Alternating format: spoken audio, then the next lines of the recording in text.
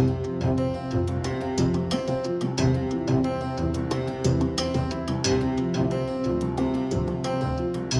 everybody, and welcome to Trendlines, a podcast on global affairs brought to you by World Politics Review.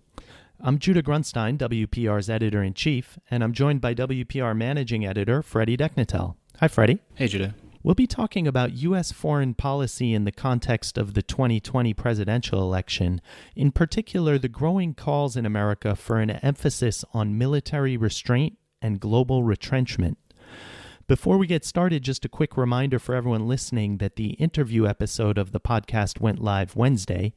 Elliot spoke with Emily Taylor about the ins and outs of the Trump administration's campaign to freeze the Chinese telecom giant Huawei out of the race to build the world's next-generation 5G telecom networks. Freddie, this week we saw the Senate take its first steps to passing a war powers resolution to prohibit President Donald Trump from going to war with Iran without congressional approval. That follows a House measure that it took a few steps even further than that, but it looks like Congress will be able to agree on something regarding Iran in particular. And also this week we saw reports now of a new tentative deal with the Taliban that would formalize a timetable for the gradual withdrawal of the roughly 12,000 U.S. troops that are still in Afghanistan over the next few years. And it just, to me, seems to underline how from Trump to most of the leading Democratic presidential candidates, there's this emerging consensus to end the forever wars and to keep the U.S. out of new major military interventions. And all of that is happening at a time when there are these growing calls for a U.S. foreign policy of restraint, a movement that's gaining momentum in part thanks to the very well-funded Quincy Institute for Responsible Statecraft, which has made that its central message.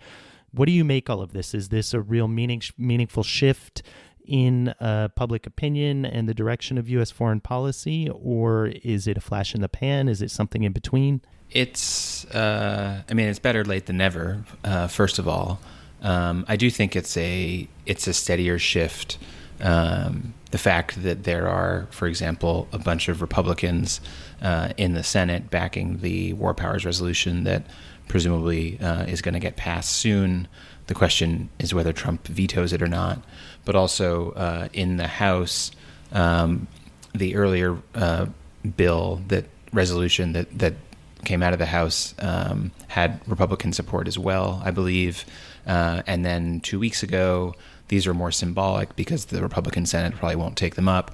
But the House passed another resolution to repeal the 2002 AUMF, the authorization for the use of military force that gave the Bush administration power to go to war in Iraq, but has also been used by both the Obama and now Trump administrations to justify a whole host of U.S. military action abroad, given how broadly stated the AUMF is. And that's been a topic that a smaller number of Democrats, at least, have been trying to agitate to repeal for many years, and that just sort of seemed like that was never going to go anywhere. And the fact that a resolution passed at the end of January with the support of 11 Republicans seemed significant, even if, again, the Senate is probably not going to take that up.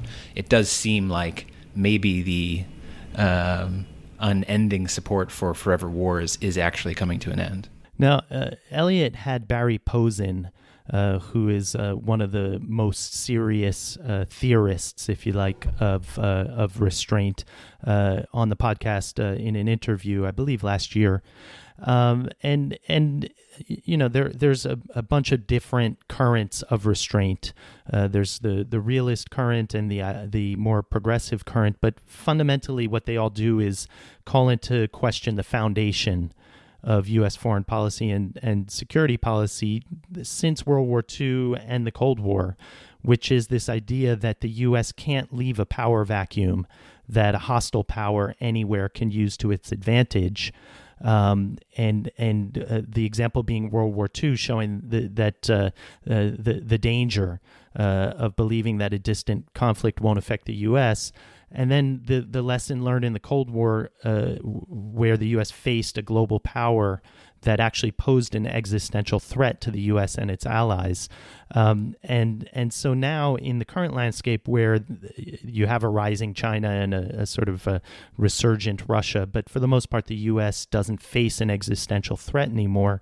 But there's this argument that America's legacy security commitments are a force for stability because they prevent or contain strategic competition among regional powers. It's obviously pretty arguable in the Middle East, where you have the Saudi Arabia-Iran rivalry really inflaming the entire region. And it's increasingly unrealistic in Asia, where China's rise is really calling into question how realistic it is that the U.S. can sort of keep China from becoming the regional power. But basically, for the real ideologically committed restrainers, restraint means not conceiving of the U.S. and U.S. security guarantees as the solution to all of the world's problems, and this idea that it's hubris and narcissistic of the U.S. to think that it can and should fill power vacuums and maintain global order. Otherwise, the world will fall apart. Yeah, I mean, I think that at least when I'm thinking about this debate and the the very concrete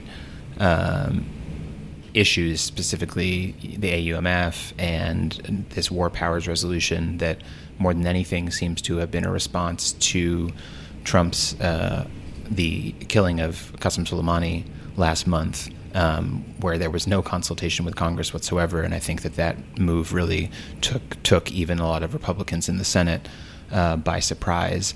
That these deeper issues that you're getting at are certainly the debate among academics and among strategists, but the sort of more concrete question is whether Congress should be consulted in matters of war, which ever since 9/11, let's say, has been a steady decline in the role of Congress, even though technically under the Constitution Congress is supposed to have power over war, but that's increasingly been something that the executive branch has taken more control over, consulting with Congress or informing Congress after the fact when, counterterrorism strikes were taken.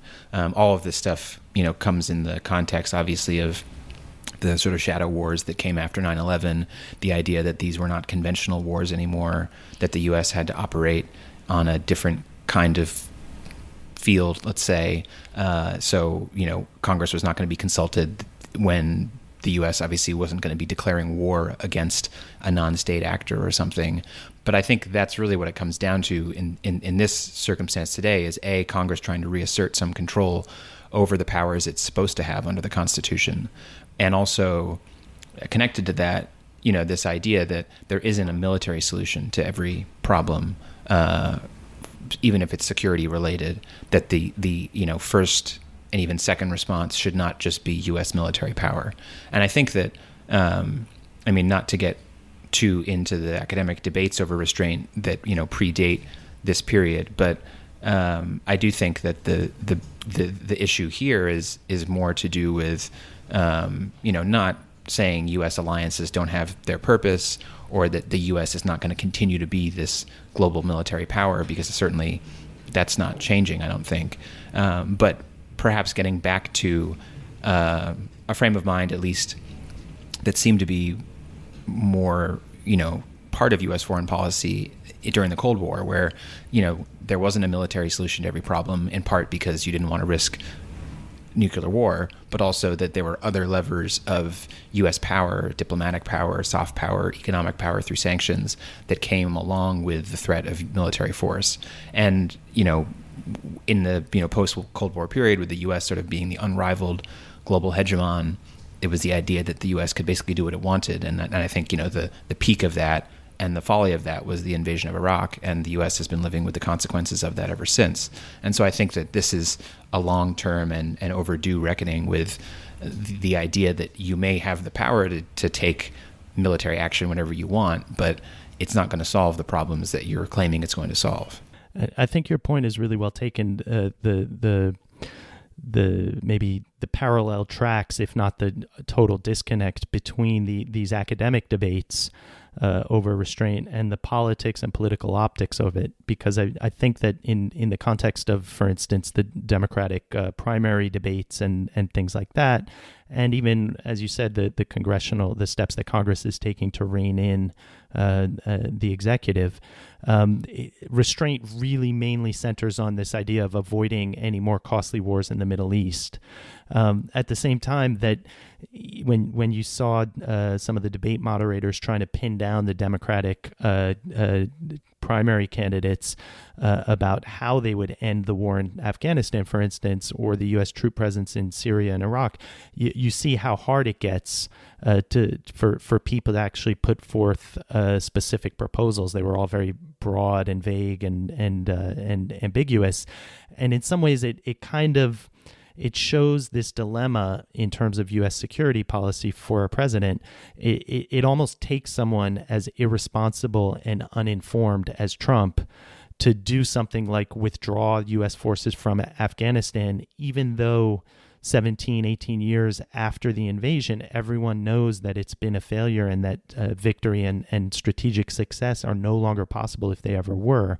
But even in those circumstances, it's still hard for the quote-unquote responsible, serious politicians and analysts to say, listen, we just have to get out, even knowing that the Taliban will probably take over the country after we leave. And I think, to me, that shows the difficulty that the academic school of restraint will have, and I think that the Quincy Institute is an example. They're really well funded now. I think the Koch Foundation and the Soros Open Society Foundation, or Soros directly, is funding them. And all of a sudden you see a ton of articles by the people who are involved there. And they're all really smart people. Andrew Basevich, if I have his last name correctly, Stephen Wertheim, people that are really well respected and really smart. But at the same time, their arguments are getting quite amplified now in the debate. And I wonder the extent to which that's really something that will play with the American public, because, as you mentioned, U.S. alliances, public opinion polling shows that the majority of Americans do favor maintaining America's alliances, especially with Europe and with Japan and South Korea, for instance. Right. I mean, among his base and maybe some other voters, Trump strikes a chord when he criticizes alliances as basically protection rackets, and he has his his spin on it. But I think that, as you said, most of the polling points to the fact that, the alliances are actually quite popular. And I think that, again, it kind of goes along with the idea that even if the U.S. were to recalibrate some of its foreign policy a little bit and reduce its military footprint abroad, and, for example, if there is a deal with the Taliban and the U.S. troops leave Afghanistan, that isn't going to change the underlying picture that the U.S. has, this massive military that has bases all over the world, and the idea of restraint or retrenchment or something, it's not going to, the idea that it's going to lead to the U.S. reducing its presence to such a degree seems hard to believe. I mean, certainly it could in certain places like Afghanistan, and we saw even under Obama, the U.S. presence in Iraq was, reduced almost to, it wasn't a complete full withdrawal. There was still, a small presence of American troops. But I think that that's partly the sort of question I have myself when I read about about this growing debate over restraint, and which is, on the one hand, really refreshing to see that it's being taken seriously, and it's not just in policy journals. You see it on op-ed pages. It's a question, like you said, that at least if it's not put to candidates in the most serious or in-depth way, that at least has been put to some of the Democratic candidates on the debate stages. But it does still just seem like a recalibration, even if it were to go through.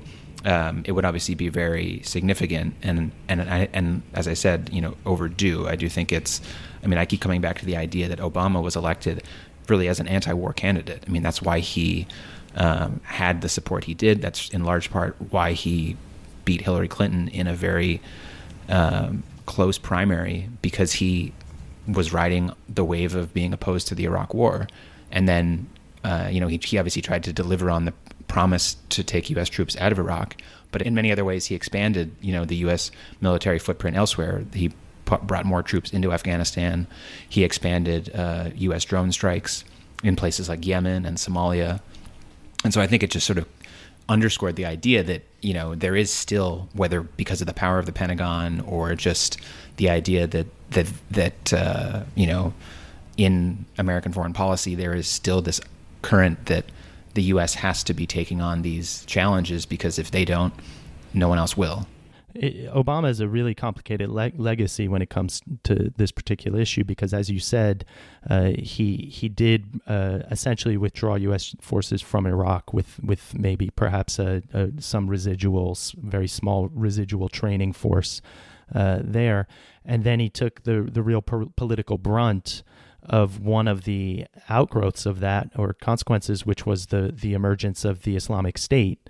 And so it sort of shows the political danger of really following through on this commitment to reducing the American military footprint.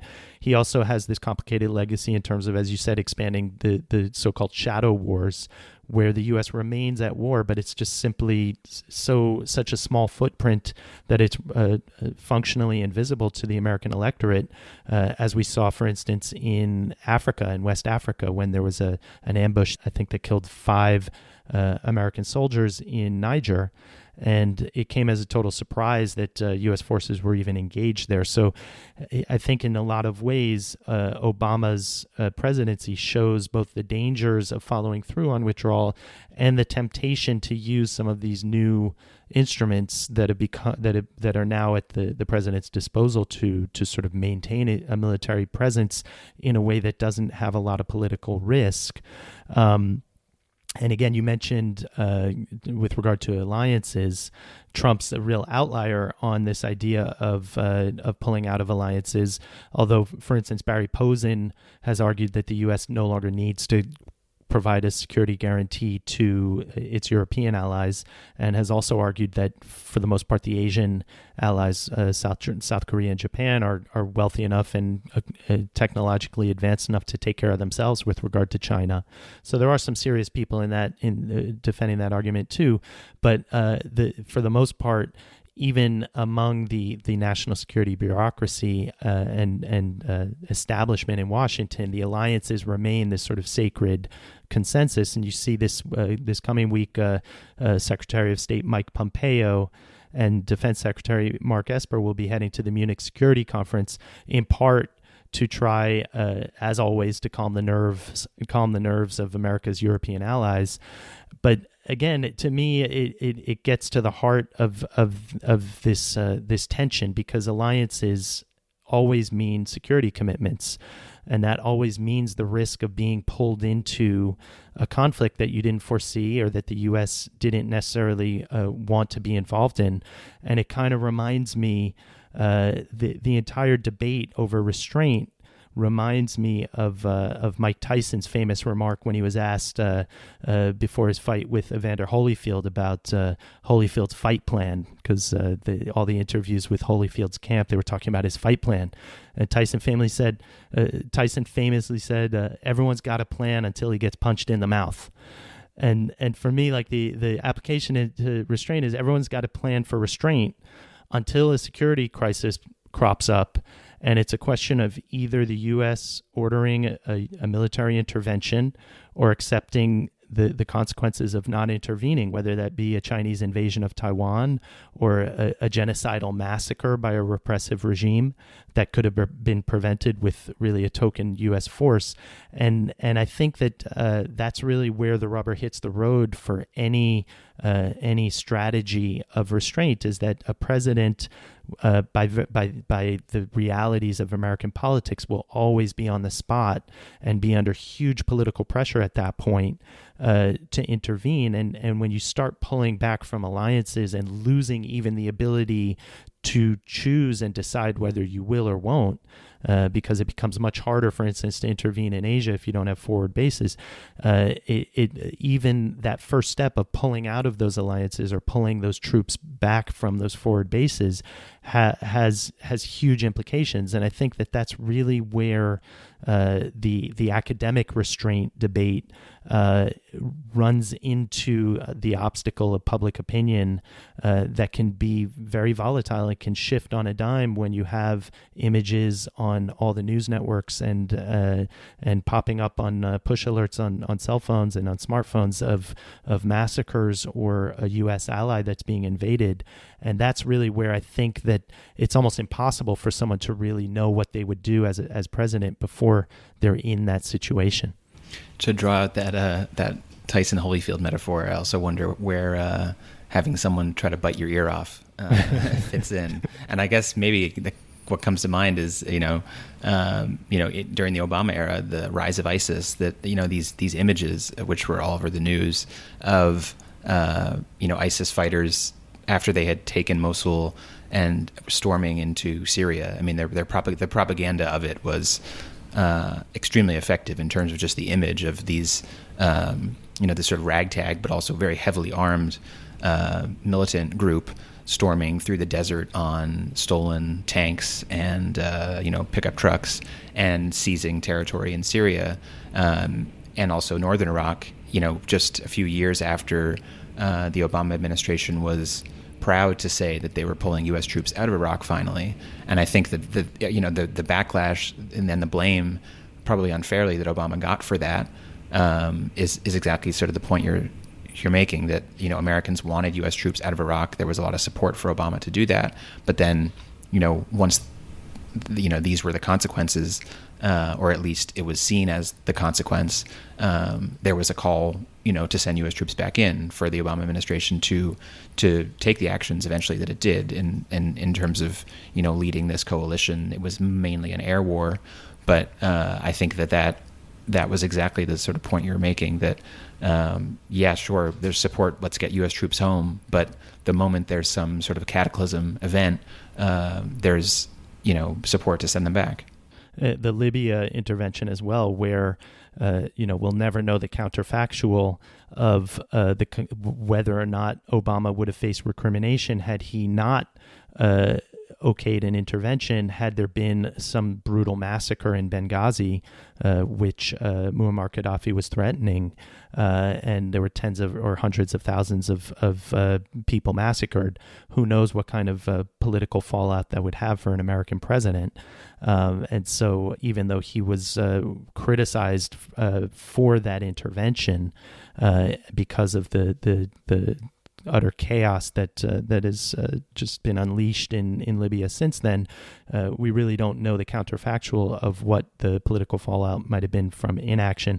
I guess my final thought, too, is that this entire debate about restraint is taking place in a context where the Washington consensus as well, whether it's the Defense Department or most foreign policy, the establishment, the foreign policy and national security establishment, seems to accept that there's a new moment of strategic competition with China and with Russia, with great powers and nation states, as opposed to non-state actors like ISIS, and the degree to which that competition should have a military component or does have a military component is up for debate as well. But I don't think there's any question that right now the U.S. faces a much more challenging strategic landscape around the world than it did, for instance, in the immediate post-Cold War period or even 10, 15 years ago. And so this emphasis on restraint has implications as well for that and what it means for rivalry with Russia and competition with China. Those great power, quote unquote, great power, rivalries, competitions, it seems like it's also a very abrupt shift from, the period of shadow wars and everything that followed 9/11, where there was this almost sort of doctrine shift that the U.S. was no longer going to be fighting traditional armies and even countries, that everything was against everything was basically counterterrorism and a lighter footprint, and then I think that partly maybe one reason why this debate over restraint has become more pressing is that unlike Al-Qaeda or ISIS, challenges posed by China or Russia, these great power rivalries are not military first solutions. There isn't a drone strike that the U.S. would even consider taking against China or Russia, probably given the potential for actual conventional war and the kind of blowback that it would cause. So I think that they're two very different problems, and the sort of long-term trajectory of where things had been going over the last 2 decades has suddenly shifted because of the challenges are not this war on terror mentality. The challenge is a much more sort of old-fashioned great power rivalry. There's also that last paradox, which is regardless of whether the U.S. Adopts a policy of restraint or not, the military budget in Washington is at an all-time high. I think it was very slightly reduced this year from last year, but last year was at a record high. And so the idea that somehow restraint will result in domestic savings that can then be invested in infrastructure, things like that, doesn't seem to actually play out in Washington, where being a strong funder of the military always seems to be a winning political argument, and it seems like the Pentagon's budget is untouchable. All right, time to mention some WPR articles for everyone listening. Which one did you have in mind, Freddie? Alex Thurston's briefing on Nigeria's somewhat surprisingly muted response to the Trump administration adding it to its travel ban earlier this month. As Alex writes, Nigerian authorities may be calculating that a soft touch with the Trump administration will prove more effective in getting the travel ban lifted than a defiant display of disapproval. And I'll mention Christine Wade's briefing on El Salvador and a constitutional crisis orchestrated over the weekend by President Nayib Bukele. On Sunday, Bukele occupied the legislature, accompanied by armed soldiers, to pressure legislators to approve a measure to fund part of his anti-crime initiative. Christine explains why the move was deeply troubling given the military's record of human rights abuses during El Salvador's civil war, but also because of what it says about Bukele's willingness to use his still sky-high approval ratings to trample on the country's hard-won democratic norms. As Christine writes, last February I spoke with Salvadoran voters who told me that Bukele was the future of Salvadoran politics. Last weekend, I couldn't help but wonder whether this was the future those voters envisioned, the military occupying their legislature. All right, 2 things I want to mention before we get to the Who Said That segment. First, if you'd like to stay up to date on everything we cover at WPR, go ahead and sign up for our daily newsletter at wpr.pub/trendlines. In addition to free access to selected articles and a rundown of everything else we've published, you'll also get a promotional code for a 25% discount if you decide you'd like to take the next step and subscribe to WPR. Again, the URL is wpr.pub/trendlines. And second, if you'd like to drop us a line with questions or comments, you can email us at podcast@worldpoliticsreview.com. All right, time for Who Said That. Freddie, what have you got for me? All right. This might be a little easy, but we'll see. You may not get the exact person who said this, so maybe that's the bigger challenge. Here's the quote. If a president can meddle in a criminal case to help a friend, then there's nothing that keeps him from meddling to harm someone he thinks is his enemy. So that's Donald Trump. It's about Donald Trump, rather, and I think it's Adam Schiff, if I'm not mistaken. It is about Donald Trump. It's actually a former U.S. attorney in the Obama administration, Joyce White Vance. I didn't expect you to get that, who's quoted in a Washington Post story, indeed, about the jitters, to say the least, among prosecutors in the Justice Department over Trump's meddling in the Roger Stone case and just the latest provocation, to say the least, again, of Trump since he was acquitted by the Senate. All right, here goes mine. I don't really mind if they would like to do that. It will save a lot of money. My views are different from others. Well, I don't know. That's a good one, though. It's also Donald Trump, this time reacting to the Philippines' announcement that it would terminate the bilateral visiting forces agreement which sets out the rules for U.S. troops that visit and operate in the Philippines. In contrast to Trump, Defense Secretary Mark Esper called the decision unfortunate, and the U.S. Embassy in Manila called it, quote, a serious step with significant implications. The announcement will only take effect after 180 days, though, during which it can be rescinded. However, without the VFA, military deployments and joint exercises would be difficult, if not impossible. All right, great stuff, Freddy. Thanks. Thanks, Judah.